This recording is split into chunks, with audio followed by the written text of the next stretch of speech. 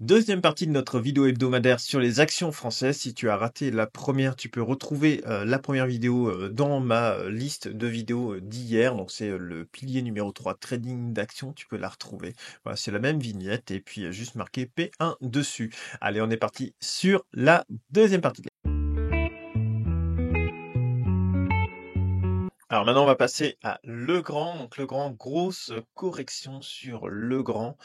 Voilà, on avait anticipé éventuellement un scénario comme ça qui s'est pas réalisé, c'est-à-dire que ça a franchi les anciens plus hauts, ça vient retester et puis ça repart. Et puis là, avec la panique, un petit coup de Trump, et bien tout ce scénario-là est mis en l'air. Allez, on repart de zéro et puis voilà, on a récupéré la moyenne mobile 200, donc c'est plutôt pas mal ça, récupérer la moyenne mobile 200. La tendance de moyen terme, elle est toujours plutôt très bonne sur le grand. Voilà, une fois qu'on a récupéré ça, on est sous la zone de neutralité ici. Ici, on n'a pas encore franchi la ligne de signal. Voilà, il faudrait que la semaine prochaine, ça continue comme ça à être gardé. Et puis voilà, je pense que le point d'achat, il est aux alentours des 90, selon si vous êtes gourmand, 83, 90, selon la panique des marchés. Voilà, mais elle reste très très bien. Si on la met ajustée aux dividendes, celle-ci, ouais, elle est superbe. Voilà, superbe action. Et depuis, là, on va remonter quand même loin, hein, mais depuis 2010, vous voyez, systématiquement, il y a eu rarement des coups où c'est descendu en dessous de la moyenne mobile 200 quand même. Hein. Donc, voilà, si la tendance qui est déjà imprimée depuis 2010 quand même, hein, donc ça fait maintenant 15 ans, eh bien, la moyenne mobile 200, vous êtes d'accord avec moi quand même que vous avez plus de chances de faire un gain quand vous achetez cette moyenne mobile 200 là. Ça veut pas dire que c'est une pareil, c'est pas une loi, hein, ça peut très bien casser puis que la tendance de moyen terme soit cassée, mais bon, vous avez quand même plus de chances de prendre un petit peu de gain en rentrant sur des points comme ça qu'en rentrant sur des points vraiment très hauts. Après, il faut attendre que ça reparte. Voilà, il y a toujours des moments de panique dans l'année. Et là, il y en a en ce moment, donc il faudra éventuellement mettre à profit ces points-là si vous pensez que la tendance de moyen long terme sur les marchés n'est pas cassée. Mais ça, personne ne le sait. Donc L'Oréal, c'est vendeur, vendeur, vendeur. On est venu sous la zone de neutralité et puis là, ça redescend. Donc moi, ma boîte d'achat, elle est là. Et tant qu'on n'est pas dedans, j'achète pas de L'Oréal. Si on commence à venir dans ces zones-là, eh bien, je commencerai à acheter tranquillement du L'Oréal. Il faudrait quand même que je vérifie un peu le PER et tout ça. Et là, c'est la boîte, on va dire, d'achat technique. Et puis après, il y a la boîte d'achat, on va dire, sur les fondamentaux de l'entreprise. Ça reste une très bonne entreprise, mais comme toutes les autres, ça vaut pas le coup forcément de l'acheter quand elle est très très chère. Donc là, ça aura le coup de renforcer mes positions quand ce sera ici. Donc plutôt créer une position et puis faire un petit peu comme vous voyez comme sur du FDJ, rentrer tranquillement sur l'action sur plusieurs semaines, sur plusieurs mois, des fois même sur plusieurs années, puisque par exemple Air Liquide et FAS, je suis rentré sur plusieurs années. Alors LVMH, donc c'est baissier ici, c'est baissier ici, et là c'est pareil, c'est baissier sous la moyenne mobile 200. Donc pour le moment il n'y a aucune tendance de retournement sur LVMH. Les chiffres publiés n'ont pas été, alors moi je les trouve pas si catastrophiques que ça, forcément, parce que dans une entreprise, il y a toujours des belles années et des années qui sont un peu moins bonnes. Ça fait partie de toutes les sociétés.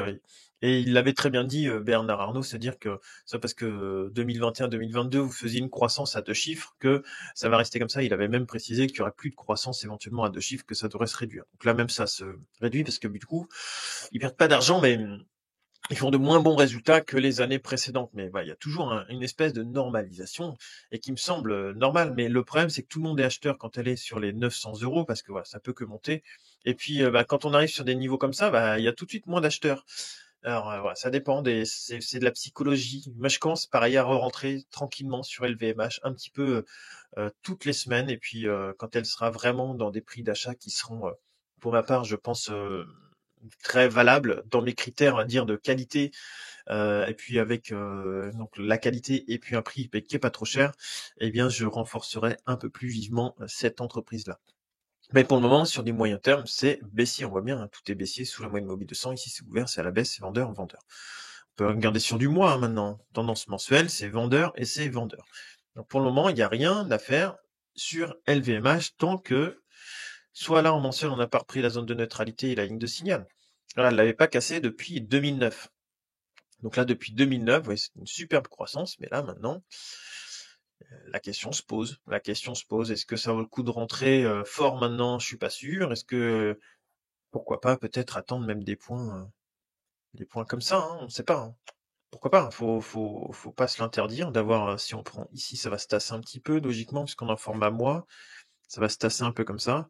Venir acheter sur les 300-350, c'est possible qu'elle y revienne. Peut-être moins, on sait pas, mais ce qui est sûr, c'est que vous avez plus de chances de faire un gain quand vous allez acheter là.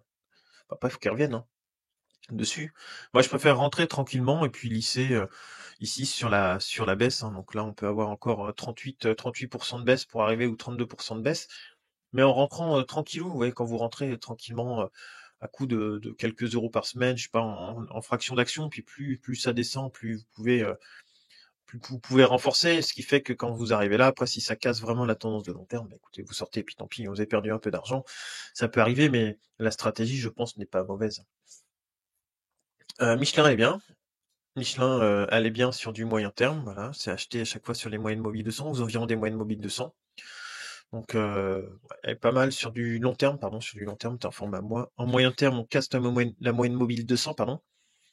Ici, c'est vendeur, ici, c'est vendeur. Donc, c'est pas beau en moyen terme. En long terme, pour le moment, c'est bien, mais ouais, il y a peut-être moyen d'en acheter plus bas. Puis en court terme, c'est pas. Orange, bah, se défend toujours bien. Voilà, on est toujours dans le scénario qu'on avait dit, direction les 13,3 à peu près, aux environs des 13,3. Donc on va voir si ça marche. Il y a eu correction du surachat suite à la petite panique des annonces de Trump. Puis, ouais, elle était en tendance haussière, elle a repris direct sa tendance haussière. Elle est très très belle Orange pour le moment. Très très belle, mais voilà, une fois de plus, j'ai un doute sur le fait que ce soit un point d'achat. Je sais pas. Je sais pas. Voilà, c'est en surachat ici, elle peut encore monter, hein, mais voilà, c'est le genre d'action que j'aime bien acheter quand c'est plutôt bradé pour le rendement. Là maintenant, elle offre plus forcément un rendement qui est énorme. Ça fait toujours un beau rendement, mais pas forcément énorme. Par contre, je sais elle commence à être chère, quoi. Ensuite, on a Pernod Ricard. Pernod Ricard, ouais, tendance baissière, toujours, il y a absolument rien, vous voyez, qui nous dit en semaine qu'il faut rentrer sur Pernod Ricard. Il faudrait qu'elle nous fasse quelque chose avec vraiment un RSI qui commence à repartir. Elle a jamais eu vraiment de baisse comme ça en plus, donc c'est vraiment pas beau. Ici, c'est pas beau non plus. Tant qu'il n'y a pas de tendance de retournement, faut, je pense, rester à côté de ces actions-là et plutôt aller vers des actions haussières qui sont pas encore trop surévaluées. En mensuel, on a cassé, ici on a cassé, c'est vraiment pas beau, hein, parce que là on a cassé carrément la tendance de long terme, moins 27%. Faudra voir quand la bleue elle va arriver par là, dans quelques mois, fin d'année peut-être.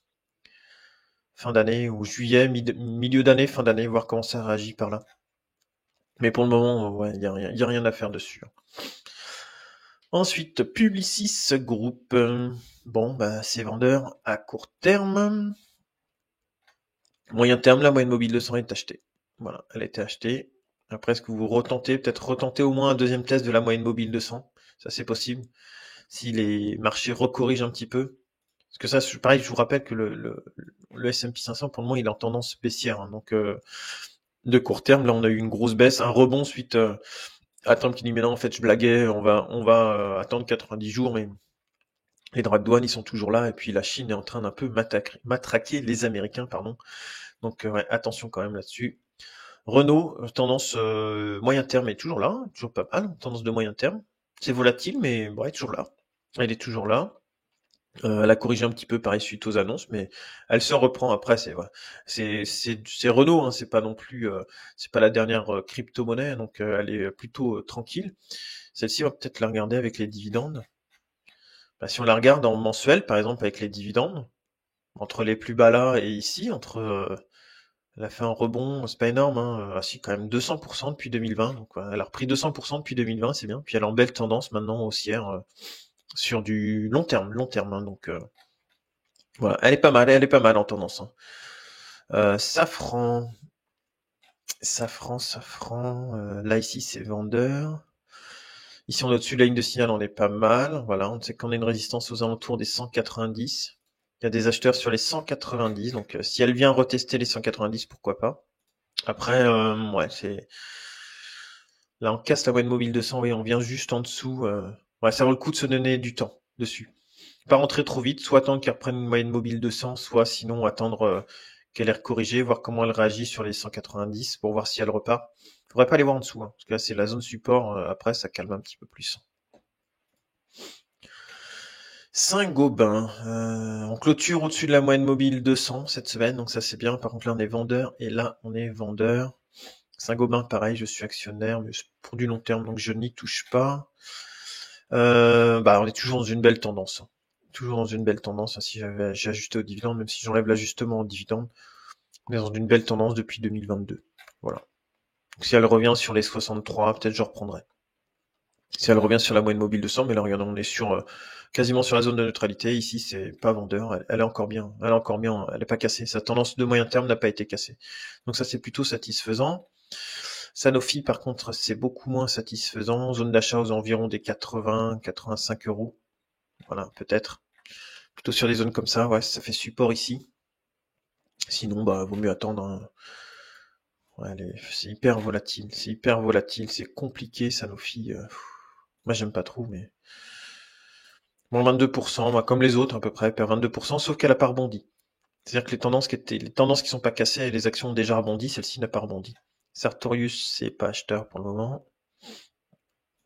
On va attendre qu'il y ait vraiment un retournement.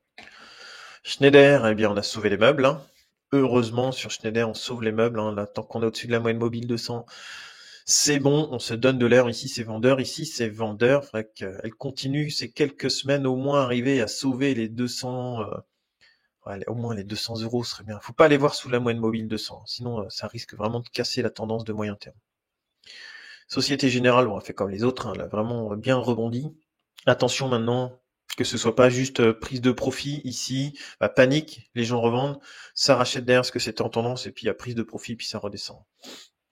Alors Sodexo, c'est pas beau, c'est vendeur, et c'est vendeur. Donc on passe à la suivante. Sodexo, elle est vraiment pas belle, hein. Là, ce que ça fait là, c'est pas beau du tout. Stellantis, c'est vendeur. C'est pas joli non plus, hein. Voilà.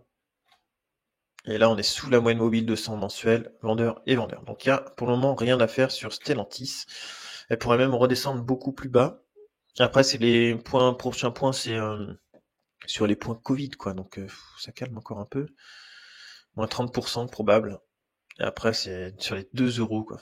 C'est compliqué, Stellantis, hein. C'est très compliqué, hein. J'ai fait des vidéos il y a quelques temps dessus. J'ai jamais été acheteur dessus. J'ai bien fait. Alors, STI Microelectronics, c'est compliqué pour tout ce qui va être puces et processeurs et toutes ces choses-là. Voilà, c'est un secteur qui est très très risqué en ce moment. Je pense que ça vaut le coup sur ce secteur-là, pas forcément de tenter des choses, mais attendre vraiment qu'il y ait une tendance de retournement. Et quand les graphiques nous diront, voilà, c'est la fin de la baisse, ça commence à repartir, là se placer. Mais dans l'attente, vaut mieux, je pense, rester à côté des semi-conducteurs. Thales, elle corrige son surachat.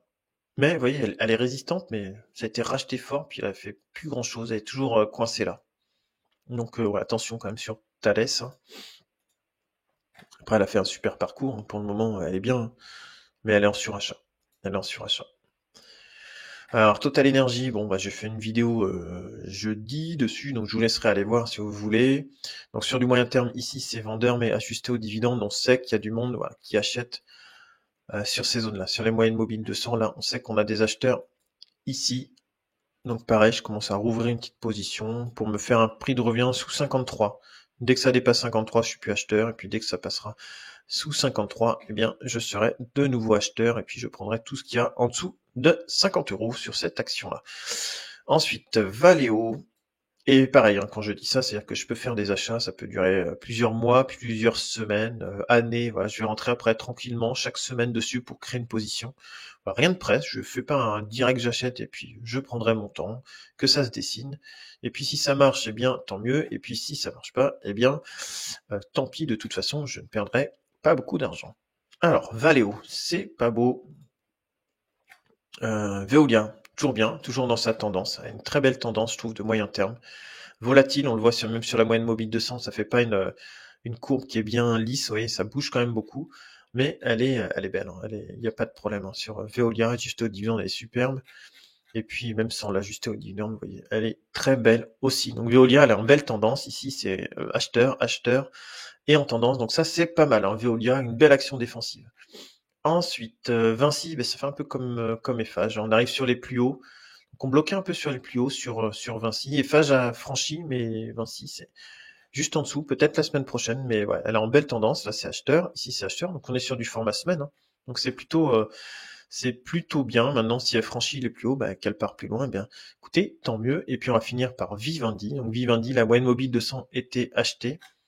Et puis ça fait quoi ici? On est à peu près sur la zone de neutralité, donc c'est plutôt calme sur Vivendi. Pas évident, elle est pleine de gap sur Vivendi. Si j'ajuste au dividende, elle est de suite beaucoup plus belle. Voilà. De suite beaucoup plus belle quand on achète avec les dividendes, enfin la courbe dividende ajustée au dividende elle est beaucoup plus belle. Donc là, peut-être tenter les points, les moyennes mobiles 50 ou plus bas. Si vous voulez, on peut tirer un peu une oblique comme ça, vous voyez, à peu près, qui passe par ces points-là, ce point-là, ce point-là, ce point-là, ce point-là. Donc pourquoi pas revenir sur les deux, ouais, à peu près sur les 2 euros éventuellement. Derrière, ça fait quand même plus 54%, donc ouais, ça peut être un coup à jouer comme ça sur Vivendi. Et comme d'hab, sur le côté, 2 autres vidéos en lien avec l'investissement sur cette chaîne. N'hésite pas à y jeter un coup d'œil, à me mettre en commentaire si toi aussi tu rentres, tu achètes ou tu vends des actions en ce moment et comment tu subis ou non la volatilité des marchés. Voilà, ça m'intéresse toujours d'échanger avec vous. Je vous remercie tous pour votre soutien et je vous souhaite une excellente fin de journée. Salut!